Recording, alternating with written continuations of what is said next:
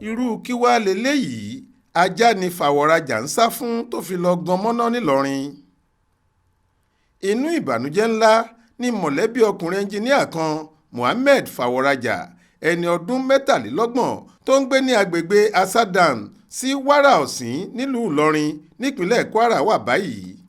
Láti ọjọ́ Ẹtì Friday ọjọ́ 27 oṣù keje yìí ni ọkùnrin yìí ti gbéra nílé rẹ̀ pé òun fẹ́ lọ ra sandíìnì ni ajá kan bá ń lé e. Níbi tó ti ń sá pé kí ajá tó rí gọ̀lọ̀tọ̀ náà má bu òun jẹ ló ti lọ fàyà sọ òpó náà ẹ̀lẹ́ńtíríìkì kan lójijì, ibẹ̀ ló sì ti gan mọ́nà ọ̀hún ló bá kú pátápátá.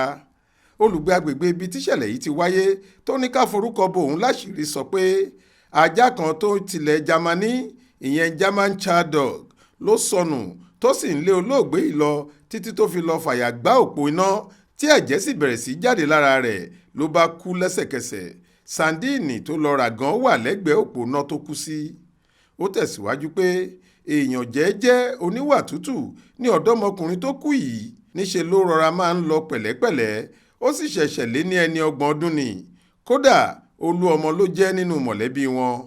Ọkùnrin yìí fi kún pé bàbá olóògbé yìí ti fẹ̀yìntì lẹ́nu iṣẹ́, ìṣẹ̀lẹ̀ náà sì ti kó gbogbo mọ̀lẹ́bí náà sínú ìbànújẹ́ báyìí. Alukoro iléeṣẹ́ ọlọ́pàá ní Kwara SP Ọ̀kásánmí Àjàyí fìdí ìṣẹ̀lẹ̀ náà múlẹ̀.